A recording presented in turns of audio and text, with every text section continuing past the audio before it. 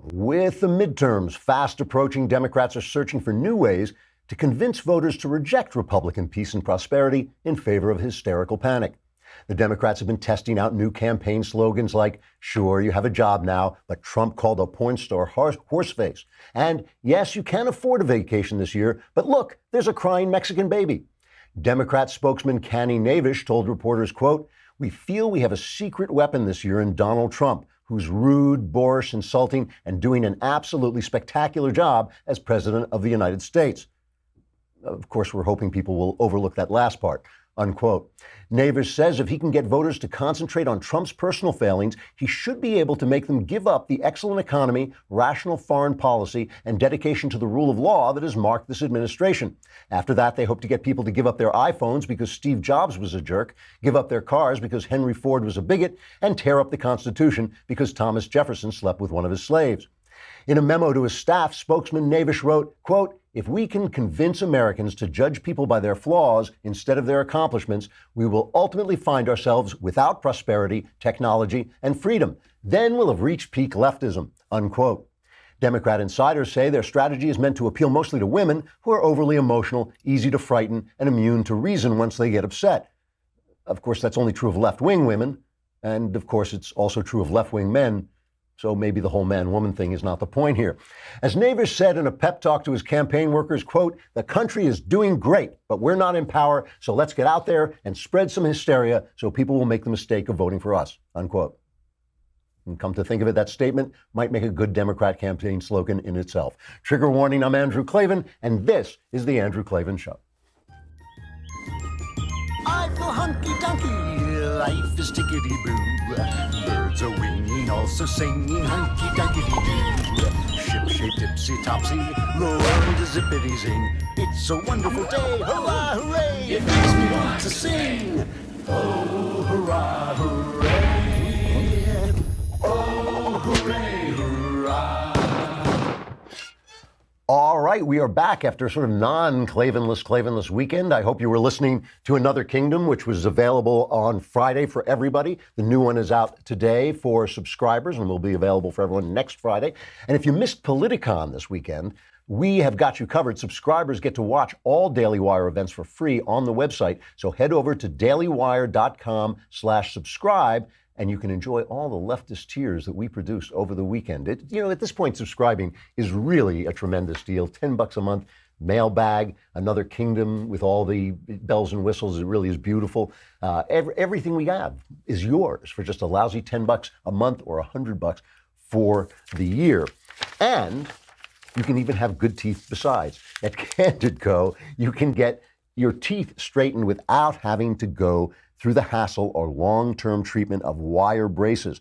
Candid makes the process of straightening your teeth convenient and easy by making the customer take the process into his own hands. Straighter and brighter teeth in an average of 6 months and cost 65% less than braces. We gave it to Knowles to try it out. He's as more beautiful than ever. I mean, my God, we can barely stand to look at him. He smiles and his teeth sparkle. They're all so straight and everything. You are one step away from getting straighter, whiter teeth. Take advantage of Candid's risk-free modeling kit, guaranteed. What they do is they make clear aligners that are sent directly to your home and are customized specifically for you to straighten your teeth. So you can get one step, you get their modeling kit guarantee. Plus, when you use my dedicated link, candidco.com/Klavan, you'll save 25% on the modeling kit. That's candidco.com/Klavan to get 25% off the price of your modeling kit. Candidco.com/Klavan. When you have those beautiful teeth, you can speak so clearly and say, how do you spell Klavan? That's Klavan.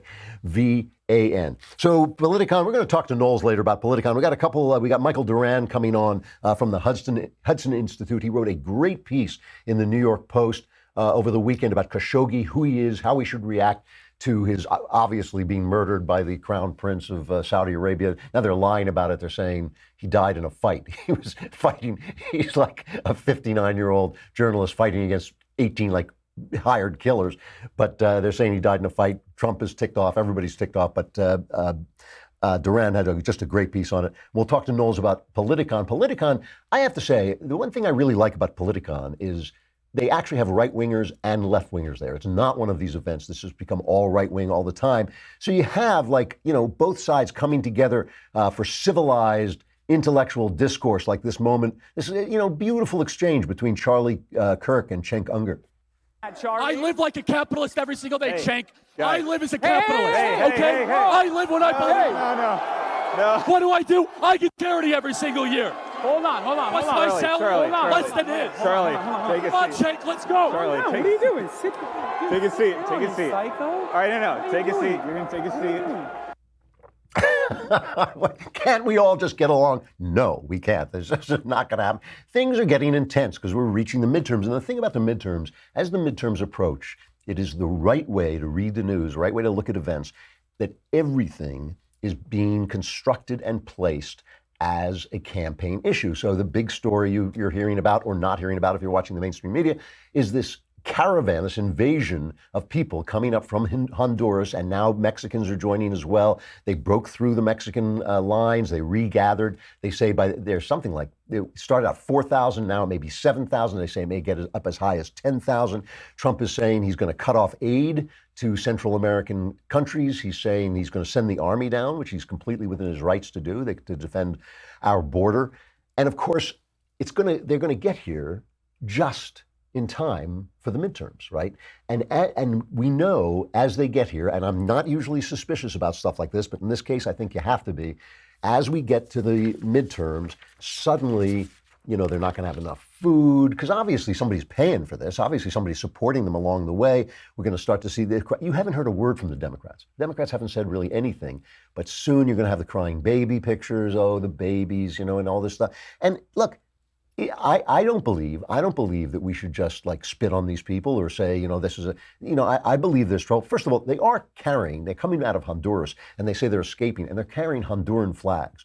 So what the hell, if you're carrying an American flag, maybe at least we think you want to be in the country. But there's just something. It's just very, very, very suspicious to me. And we'll start to hear about the humanitarian crisis of it all, and we'll start to hear what terrible people we are. But really, we cannot take in everybody. It's a problem because if we stop them, we don't want anybody to get killed. We don't want there to be violence. But if we just let them in, what happens? Next caravan, the next day. The next day they start building another caravan. You cannot have that happen. We've seen Europe inundated with people like that. We've seen Angela Merkel basically selling the identity of Europe away to make herself look kind or make herself feel kind. We cannot do it. We're going to have to stop them. We're going to have to make sure. And the Democrats think this is their campaign issue, but Trump knows it's his. Trump knows it's his. And see, this is the thing. The New York Times ran a thing saying, a headline last week, and it said, Republicans are finding illegal immigration a surprisingly potent campaign issue. Thought, were you at the last election? Do you own a television? Of course it's a potent campaign issue. And it's not about the races of the people. That's garbage. It's not about not being a kind and open country. We love immigrants. This country lives off immigrants. We know that. This is not immigration. This is invasion. It's illegal. And you cannot say to the people of this country, oh, you elected us to pass laws, but our laws don't matter if we can have crying babies on TV and win elections. That's basically what they're saying. Cannot happen. Our laws count. Our laws matter. And of course, this is the other thing that Trump knows is a great, great issue. That he knows the Kavanaugh hysteria, all the people chasing people out of restaurants, the screaming and the yelling, the get rid of due process, the believe all women nonsense. And of course it's nonsense. You don't believe anybody, everybody gets due process. Trump is selling this big time. He knows that people are seeing this on TV, and the press can tell you it's not mob rule as much as they want. It's mob rule. So he's out there, really selling it. He says it's his new hashtag. This is cut number 6. The Democrat Party has become an angry, ruthless, unhinged mob determined to get power by any means necessary. Your vote in this election will decide which party controls Congress. The choice for every American could not be more clear. So Democrats produce mobs, Republicans produce jobs. That's become hashtag. Right? That's called hashtag. That's a new hashtag. That's a hot one. This November, vote for jobs, not mobs. if Nancy Pelosi, crying Chuck Schumer, and the radical Democrats take over Congress, which would be a shame, they will try to plunge our country into a nightmare of gridlock, poverty, and chaos. So the left knows, the Democrats know this is a problem for them. They know they pushed too hard. They know they went too far. Hating Trump is not a campaign issue. It may be a campaign issue for certain groups, for some people, but ultimately, people care about how they live, especially in congressional races where you're voting for your local guy. So they want to turn this, whatever they do, they want to turn it around and throw it at Trump. And Trump made a comment at one of his rallies where he was talking about this thing. It happened May 2017, where, remember, that Guardian reporter asked the Montana Republican congressional candidate, Greg Gianforte, I think, and he body slammed her, he knocked him down, allegedly. So Trump made a joke about that. Here's the joke. And by the way, never wrestle him. You understand that? Never. Any guy that can do a body slam, he's my kind of...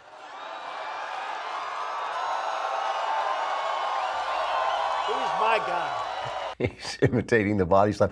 All right, listen, Trump is hilarious, but I'm not going to approve the violent rhetoric and all this. But the people there, obviously, they don't want to body slam reporters. They're just telling you they hate reporters because reporters lie. It is a way, in a graphic way, of the people telling the reporters, you lie, we hate you. You hate us. 50 years we've listened to you tell us we stink. 50 years we've listened to you skew the news. We hate you. That's what the message is.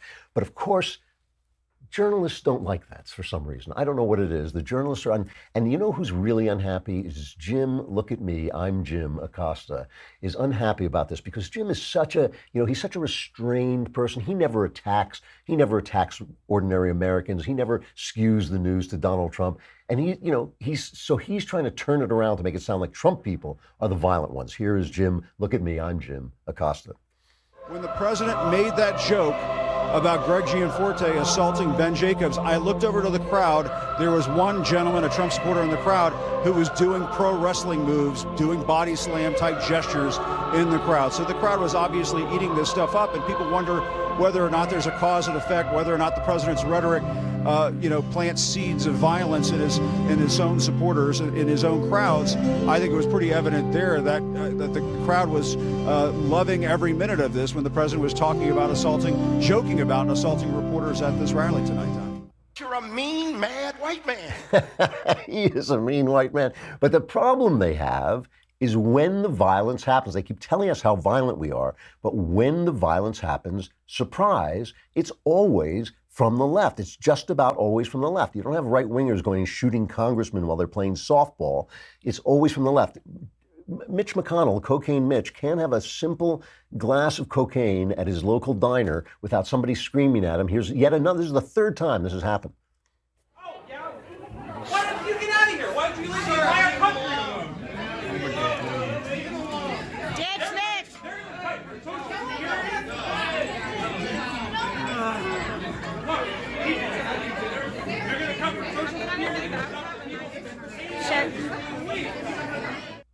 What's beautiful here, if you're not watching, is the people in the restaurant just tell this guy to get out.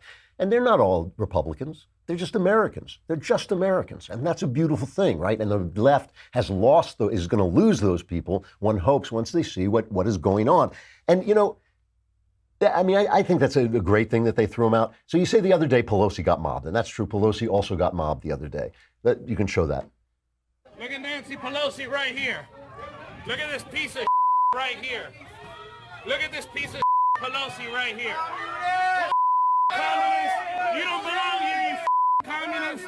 Get the out of here. Get the out of here.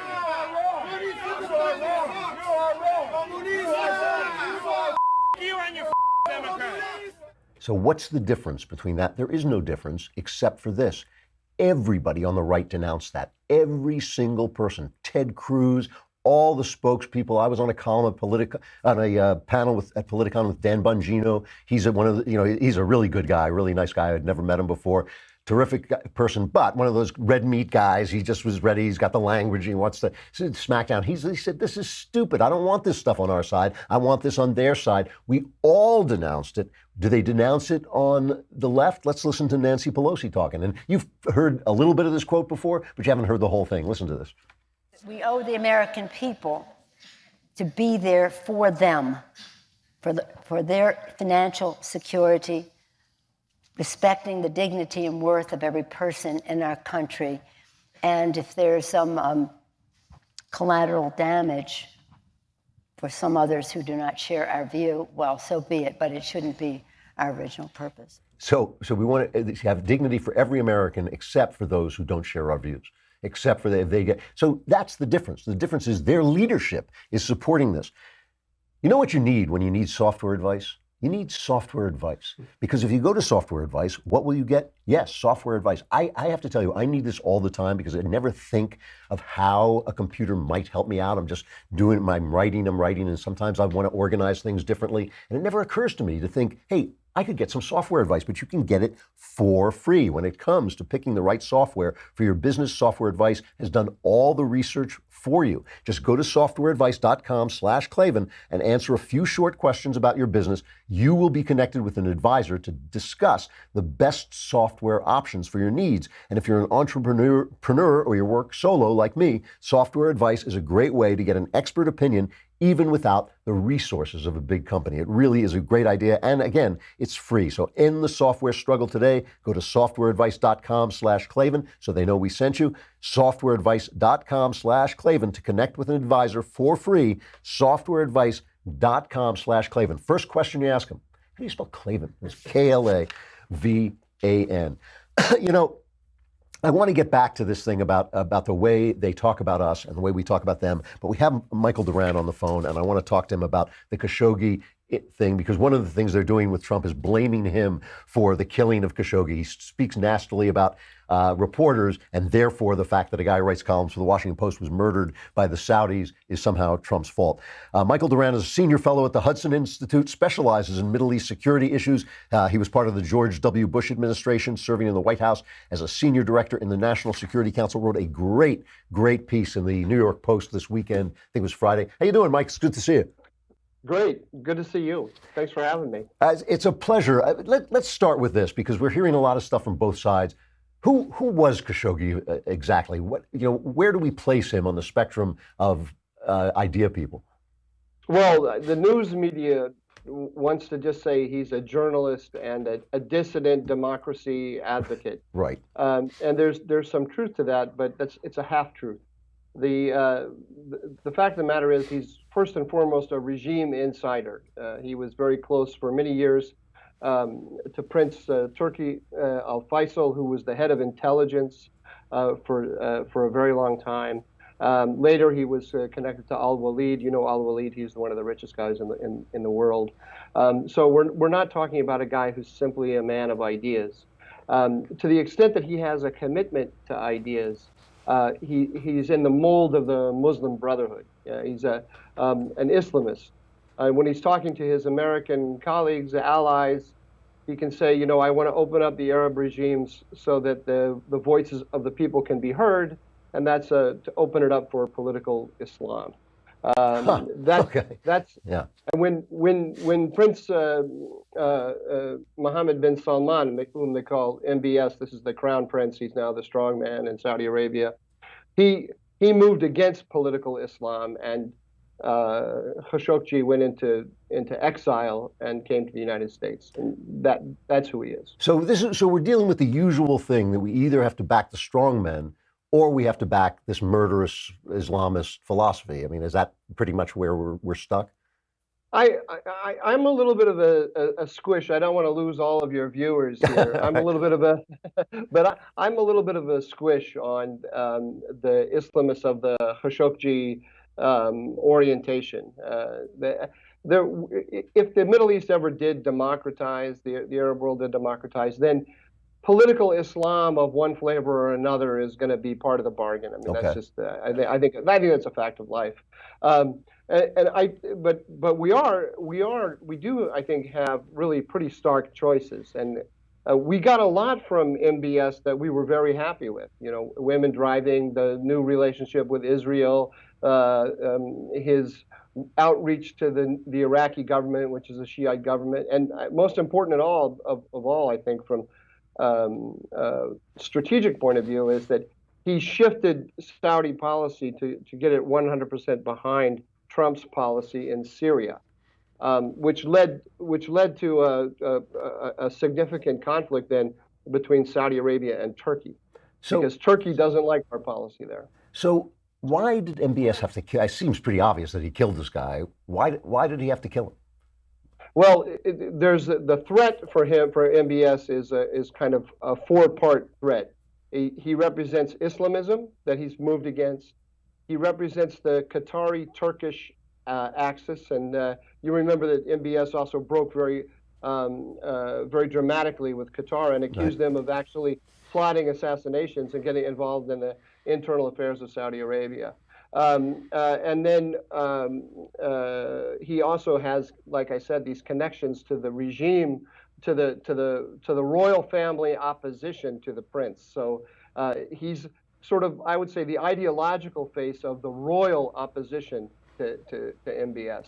And then to make it worse, he got a perch in Washington, D.C., where he started working with the American elite critics of MBS. These are the former Obama people who want to move toward Iran and away from Saudi Arabia.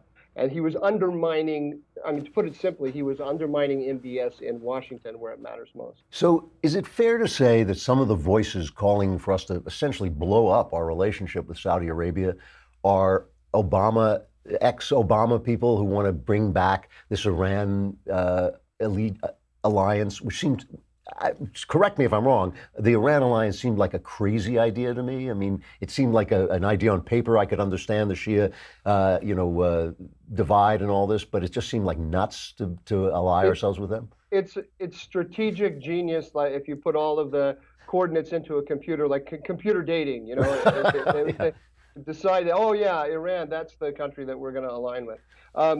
That's the way I read it. And now one has to admit that there is, I think, a level of genuine outrage. And sure. Obviously, what MBS did was crude and thuggish and immoral, and you can add whatever adjective you want on there. And there are, I think, people in Congress like Lindsey Graham who actually feel that they have been led down the garden path a little bit because they've been defending him against his critics, and he turned around and behaved like this. But if you want to ask why is the media 24/7 talking about this, like this is the biggest issue in the world? I mean, we've got 1 million people in concentration camps, and Uyghurs in concentration camps in China, and we don't hear a word about it. And this one guy is 24/7. That's, I think, two things. One, they feel that they can make the direct connection between the White House and the palace in Riyadh, and so they can lay it on Trump's doorstep. And then number two, exactly what you said, this is an effort to justify and rehabilitate the Obama foreign policy. Okay, that's a really good point. My last question. You do, it's kind of like the Maltese Falcon. When a guy gets killed, you have to do something about it. What should Trump do? What's his best move here?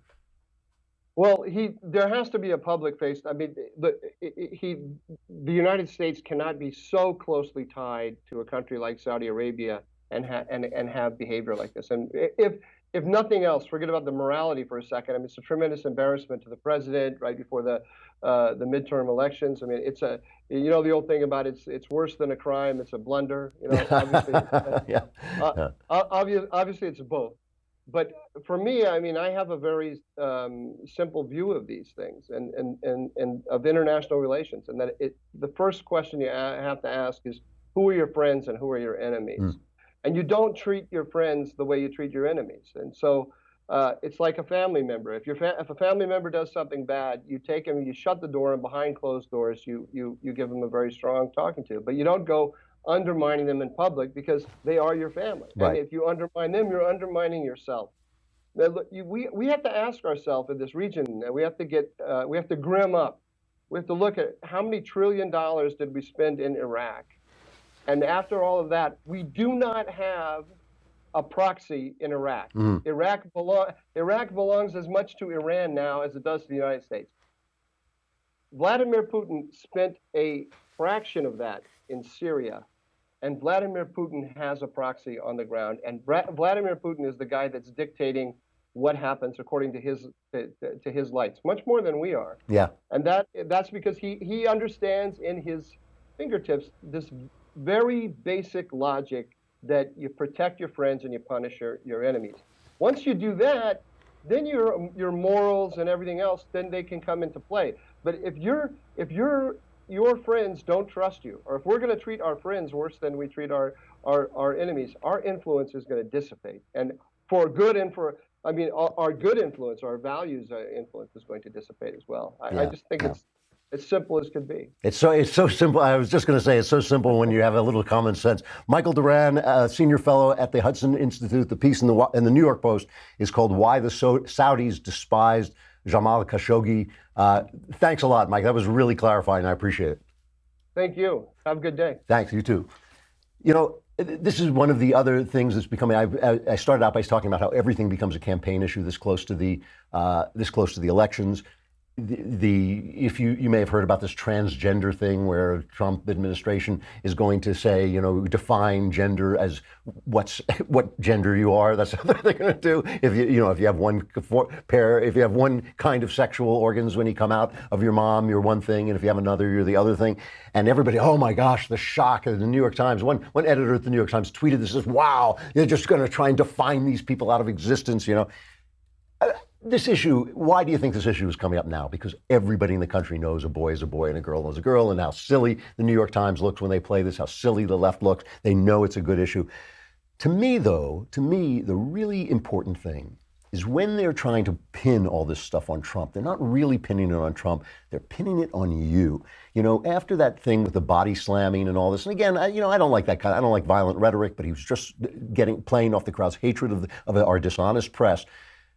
Joe Scarborough comes on and listen to what he says, not about Trump, but about the people who voted for Trump and the people who were gathered in that auditorium. Let's say last week when Donald Trump praised the assault of a reporter who was beaten up and thrown to the ground for simply asking a question about health care reform. The audience behind Donald Trump is cheering and laughing and applauding. I'm just wondering, who raised them, first of all? Who raised those people that are cheering and laughing when a president applauds somebody being beaten up and battered, a reporter for asking a question about health care? Apparently, again, forgetting what happened to Khashoggi in Saudi Arabia, who raised them? What church did they go to growing up? Do they still go to church every week? Do they go to church on Sundays and then Mondays they applaud somebody beating up the press for asking a question about health care reform? What do they tell their children at night about the type of character they want them to have? You see, you can't cheer about somebody committing assault and battery and beating up somebody and throwing them to the ground. Mm-hmm. You can't cheer on lies that you know to be lies and then go home and try to teach your child anything.